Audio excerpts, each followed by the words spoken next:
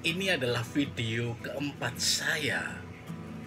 Temanya adalah mulai dari mana kita akan berwirausaha. Sobat Joy yang berbahagia dan selalu sumringah, pertanyaan umum dan sering ditanyakan, aku ini mau bisnis dari mana? Mau mulai dari mana? Langsung saja saya selalu menjawabnya begini. Kalau Anda mau mulai bisnis, pilihlah bisnis yang Anda senangi. Bahasa kerennya adalah passionmu itu apa gitu. Syukur-syukur hobi jadi duit gitu.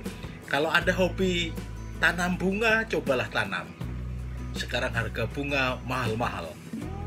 Kalau Anda suka potong rambut, buatlah salon. Kalau Anda suka buat kue, buatlah kue-kue jajanan yang menyenangkan dan lezat rasanya produk-produk Anda. Anda suka masak, silahkan bisnis tentang masak-memasak. Kalau Anda mempunyai hobi pelihara hewan, buatlah hewan peliharaan Anda itu untuk mendatangkan pundi-pundi duit Anda. Kalau Anda suka jalan-jalan, buatlah tour and travel. Jawaban saya yang kedua adalah bisnislah dengan produk yang bisa Anda jual, produk-produk yang melekat di badan, dari ujung rambut sampai ujung kaki.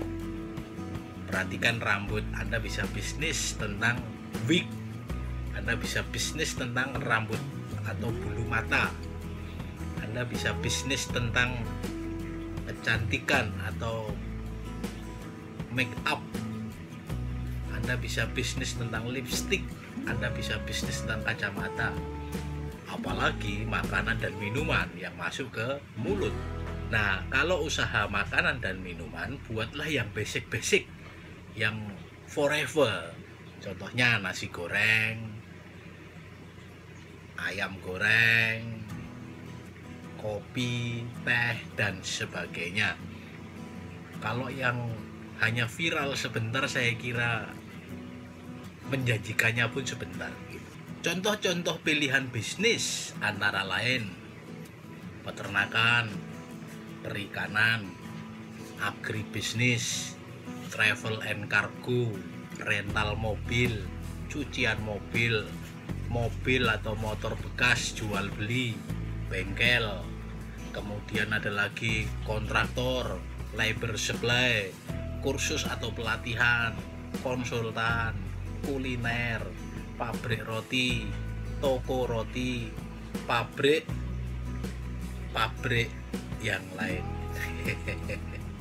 percetakan, digital printing, sablon, stationery atau ATK, alat tulis kantor, fotokopi, laundry, toko pakaian, kemudian ada lagi gerai cellphone, refleksi and spa, salon kecantikan, bisnis apotek, ada lagi toko pakaian, ada lagi distributor batik, supplier kain, kemudian ada lagi bahan bangunan, hotel atau losmen, kos-kosan, biro jasa macam-macam. Kemudian ada juga jasa housekeeping dan lain-lain sebagainya. Itu contoh-contohnya. Cara yang berikutnya adalah lihatlah ada masalah apa di masyarakat. Daftarkanlah solusinya dari permasalahan yang ditemukan. Kemudian cari ide produk dan jasa yang bisa menjadi solusi. Apakah ada yang perlu diimprove? Sobat Kopi Joy, saya kasih contoh. Pertanyaan yang ditanyakan ke saya adalah, kenapa kok Anda jualan kopi?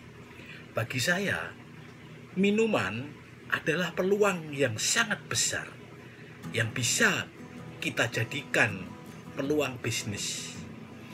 Muncul minuman macam-macam yang ada di masyarakat. Bagi saya itu masalah dan menjadi peluang, sehingga saya menciptakan bisnis kopi, bisnis yang basic seperti yang saya sampaikan tadi, bisnis yang mendasar dan forever, yaitu kopi, di mana Kopi Joy merupakan blend house atau blend robusta dan arabica yang menjadi ciri khas dari kedai kopi Anexo. kemasan yang favorit dan fast moving di produk Kopi Joy adalah berupa saset dan pouch. Kemasan saset kopi berisi 10 gram, di mana satu saset bisa untuk membuat satu cangkir kopi, sehingga memudahkan para konsumen dan pecinta kopi di dalam membuat kopinya. Itulah ide produk yang saya buat sehingga muncul Kopi Joy. Kemudian urutan yang terakhir adalah apakah ada yang harus diimprove. Kedai kopi sekarang menjamur banyak, masing-masing kedai mempunyai ciri khas sendiri, sehingga kita perlu mengimprove bisnis yang kita punyai. Kopi Joy mengimprove dengan kemasan, yaitu pouch dan saset. Kemudian di kedai Kopi Joy juga ada produk kopi susu, juga produk cold brew. Kemudian improve kemasan yang lain adalah drip bag. Drip bag adalah manual brew kopi tanpa ampas. Setelah kita menemukan produk apa yang akan kita jual, langkah selanjutnya adalah menjualnya di mana. Kita bisa menjual secara offline dan kita bisa menjual secara online. Kalau kita menjual secara offline, bisa bertemu langsung dengan customer. Tidak repot melakukan pengiriman. Pembayaran lebih aman. Konsumen dapat melihat produk secara langsung, dapat melayani customer secara langsung. Pasarnya terbatas jangkauannya, karena hanya sekitar kedai kopi area coverage yang bisa kita lakukan. Perlu modal yang tidak sedikit untuk membuat kedai kopi. Waktu penjualan pun terbatas. Secara offline pun kita bisa bergabung dengan UMKM kabupaten atau kota. Yang kedua adalah secara online, sehingga jangkauan pasarnya lebih luas dan tidak terbatas, karena area coverage-nya melalui online.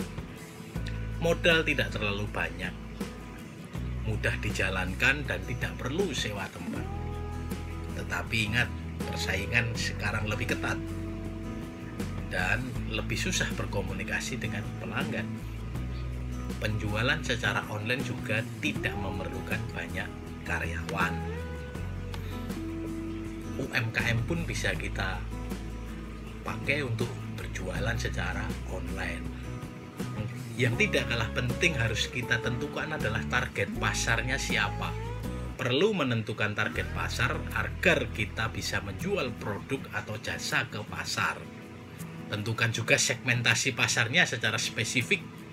Misalnya lokasinya kita mau di mana, produk yang kita jual itu untuk siapa, jenis kelaminnya apa, berapa usianya, pekerjaannya apa, kemudian dari lifestyle-nya seperti apa, dari customer behavior-nya juga seperti apa, perlu kita tentukan. Untuk contoh Kopi Joy, saya melakukan penjualan secara offline dan online. Offline saya punya kedai, kemudian customer bisa membeli langsung di kedai saya, bisa berkomunikasi langsung dengan saya, bisa melihat produk secara fisik yang saya pajang di kedai saya. Kemudian secara online saya juga berjualan via marketplace. Jadi ada di Tokopedia, kemudian ada di Google Map, kemudian ada di Facebook, ada juga di Instagram dan media sosial lainnya. Ada juga di UMKM, kalau di kota saya, di kota Yogyakarta, ada Si Bakul. Sedangkan kalau ditanya target marketnya, Kopi Joy ini menargetkan kelas menengah dan menengah ke atas, walaupun kelas bawah pun bisa merasakan. Ada pelajar, ada mahasiswa, ada karyawan perkantoran. Sehingga dengan demikian produk-produk yang saya tawarkan sesuai dengan target pasar yang saya sasar, yang saya tentukan. Selamat menentukan produk dan jasa apa yang akan Anda jual. Sampai ketemu di video saya berikutnya.